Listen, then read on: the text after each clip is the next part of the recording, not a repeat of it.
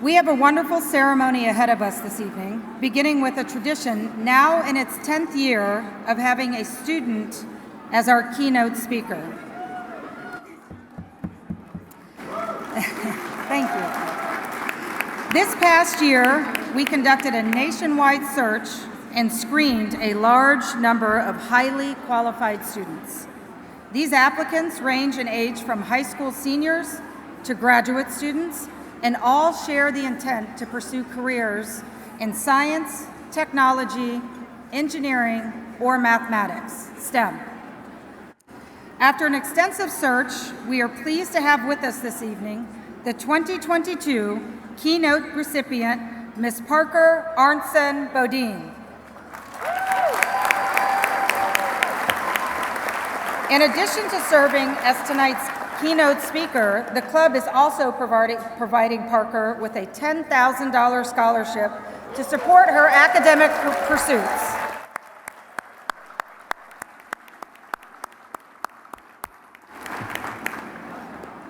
Parker joins us from Lakota Ray's Reserve in Hayward, Wisconsin, where she is a member of the Reserve's Band of Ojibwe and a senior at the Northern Waters Environmental School.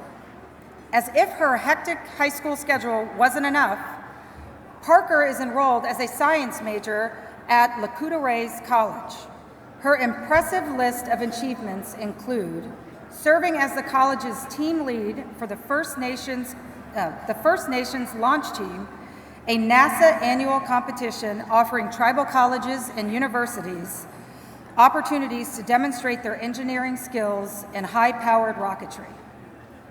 She's passionate about the arts and sciences, serving as a coordinator for the Friends of the Eau Claire Lakes Area Lake Ecology Education Program, an award-winning environmental program for middle school students. This fall, Parker plans to attend the University of Wisconsin-Madison there's one over here. With aspirations of obtaining a doctorate in environmental sciences and fulfilling her lifelong dreams of becoming a researcher and an environmental conservationist. That's worth it.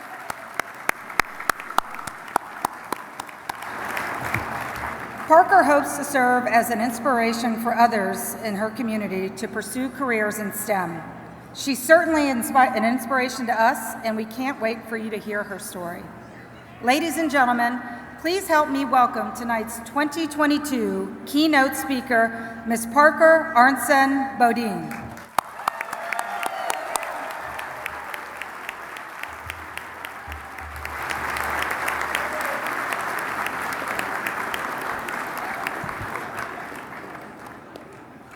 Good evening.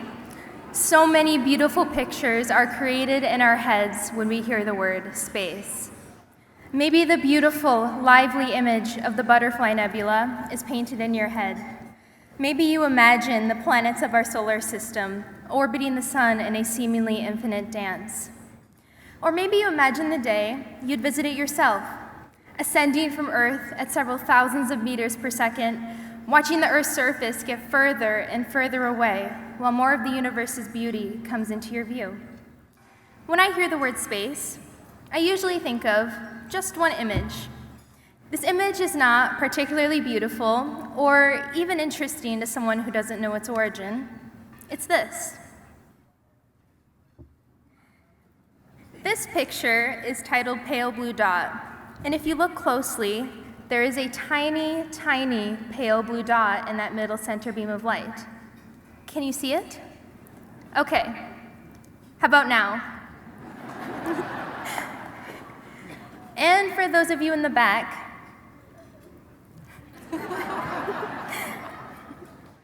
this tiny, tiny pale blue dot is Earth. Now, this image was taken by the Voyager 1 space probe on Valentine's Day 1990, nearly 4 billion miles from Earth. If this image was a painting, this dot would seem like an accidental splatter of a random paint. It would almost seem like a mistake. While I think about pale blue dot, it frustrates me. This image does not do the Earth justice. I know the Earth is so much more than some insignificant speck within an ocean of darkness. It is the home of the very first known form of life, was the home of every dinosaur, holds each of the 7 wonders of the world, is the home of every family, every person, and everyone I love. This image makes me so frustrated, and yet I can't be mad at it, because that image is the truth. For most places in the universe, the Earth does just look like an insignificant speck. However, I know that Earth is very significant and special. I was thinking about this, being annoyed and frustrated, and then I thought, I am just one face within a crowd of around 8 billion. What makes me significant? What makes me special? What is my place in this vast universe? My mom tells me that I have always been the type of person who jumps with 2 feet in for every opportunity. When I was young, I tried everything from soccer to ballet, gymnastics and baseball, yet none of it really stuck.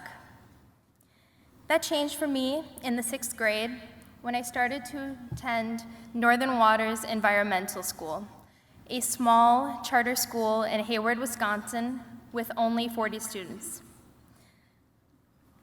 Mrs. Hager, the founder of the school, was my middle school advisor. And though I didn't know it at the time, she would become one of the most important people in my life. Mrs. Hager is an awesome advisor. She always does her best to help myself and the other students understand the material. She always encourages us to be adventurous and try new things. But, very importantly, she is very good at dealing with middle school age kids.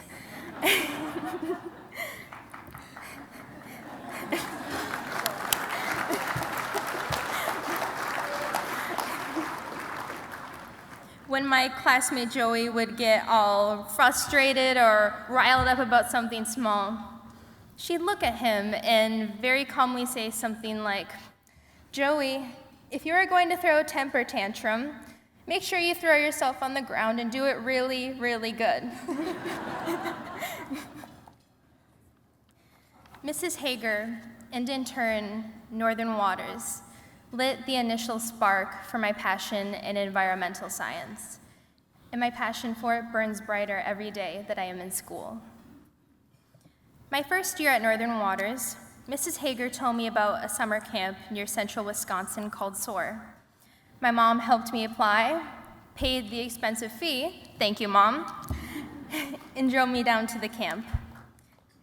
It was an amazing experience, one I enjoyed so much that I went back for a second year. That following January, my mom got a phone call. It was the director of SOAR, Kathy, whom I only spoke to a few times while I was at the camp. Really, I didn't even think she would remember me. Kathy knew a professor at Purdue University who was looking to fully fund a Native American student to attend Purdue's Gifted Education Research and Resource Institute over the next summer. And guess what? She thought of me.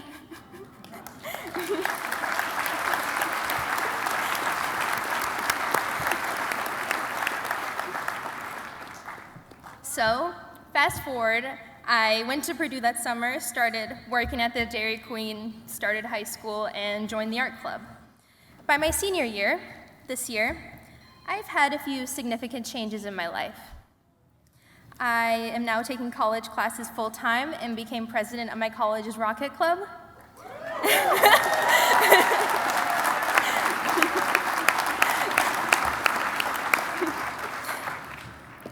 I also started a new job as coordinator for a lake ecology education program for middle school students.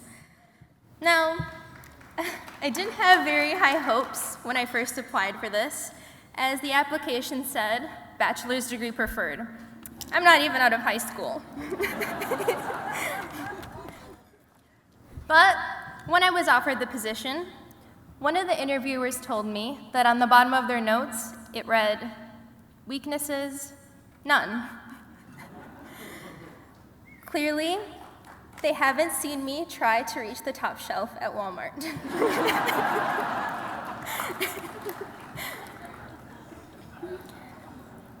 My mom, again, told me that the interviewers saw something special in me, and I still didn't really know what that meant. When I was a finalist, preparing to propose my speech for tonight, I watched every single previous Goddard Memorial Dinner keynote speech on YouTube.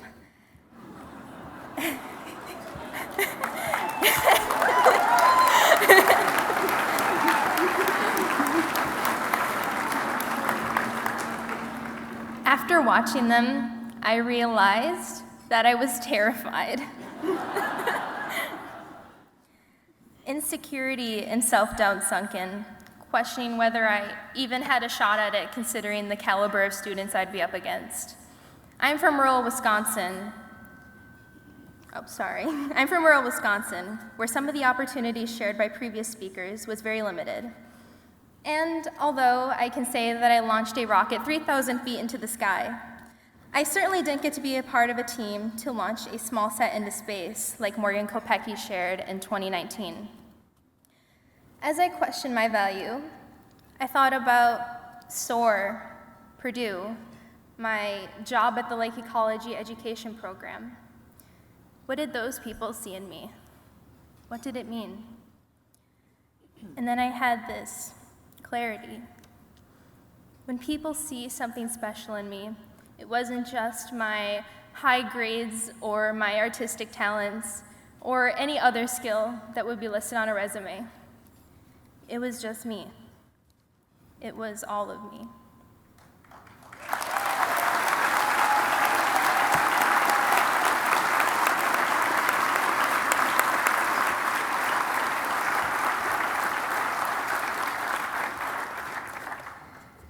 Today is a very special day for me. Not only do I get to be your keynote speaker for the first dinner in 3 years, getting to meet all of you at Space Prom, it is also the last day of my childhood. Tomorrow is my 18th birthday.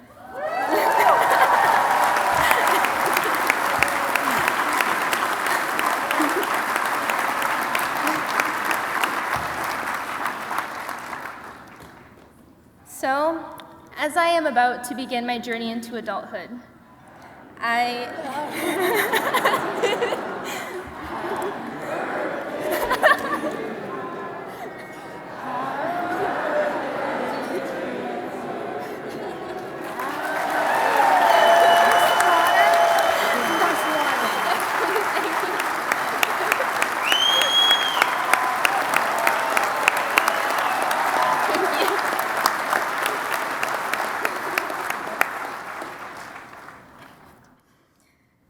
As I am about to begin my journey into adulthood, I am going in with this mindset.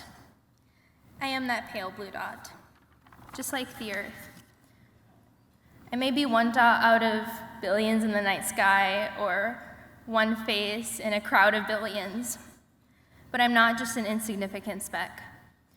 I am myself, and I found that people love me just for that.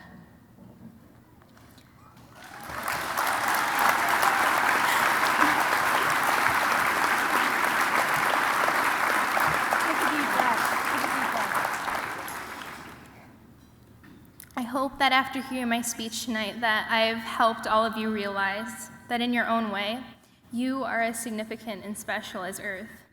We are all pale blue dots, shining in the darkness. And even better, you are setting the foundation for the future of humanity in space. Whether you're an engineer, scientist, in the military, or an educator, you are the people who truly make the difference for the future of us all.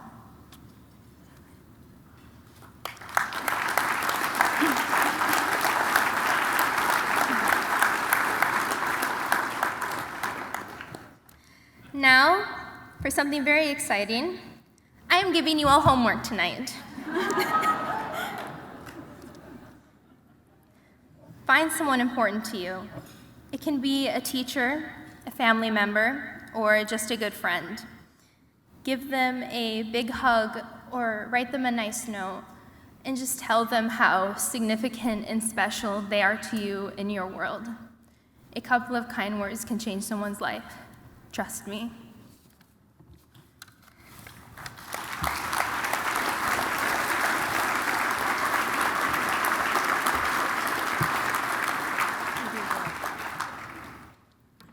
I would like to take a moment to thank some of the people who are special to me in my world.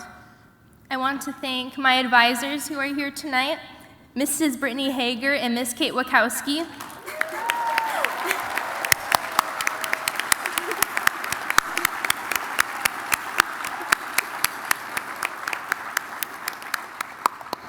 Thank you guys for always inspiring me and for being the best teachers any student could ever ask for.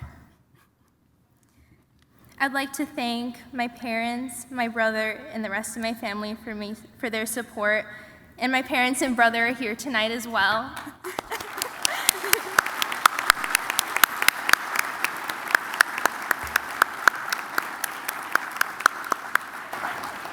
And I would also like to extend my thanks.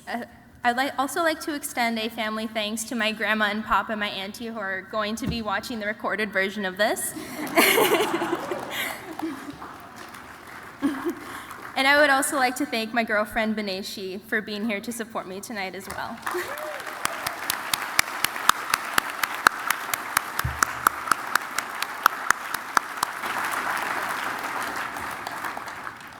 Thank you all so much for your generous support of the National Space Club and Foundation and for this wonderful scholarship.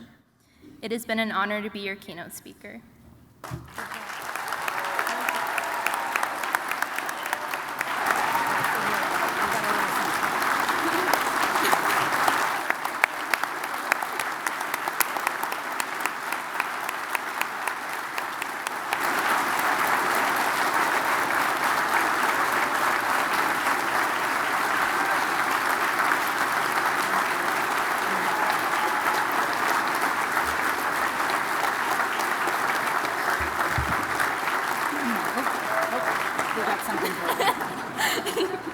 Thank you, Parker. That was perfect. Don't read this. It's a surprise. Okay. I just want to reiterate what I think everyone's thinking. You are truly an inspiration, and you are special for our special community. Thank you for being here tonight.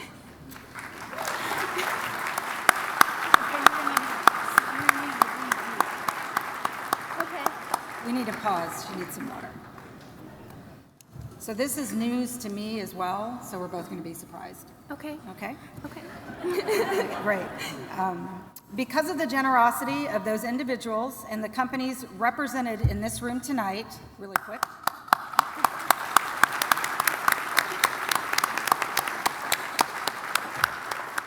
The Space Club was able to weather the COVID pandemic and continue uninterrupted in its support to youth education. The board has also begun review of its slate of awards, and as part of that review, had planned on increasing the Keynote scholarship from $10,000 to $15,000 beginning next year.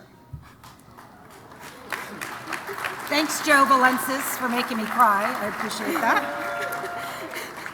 But after unanimous vote by the board of directors, we decided to make this change retroactive this year and provide you with an additional $5,000 for your college education.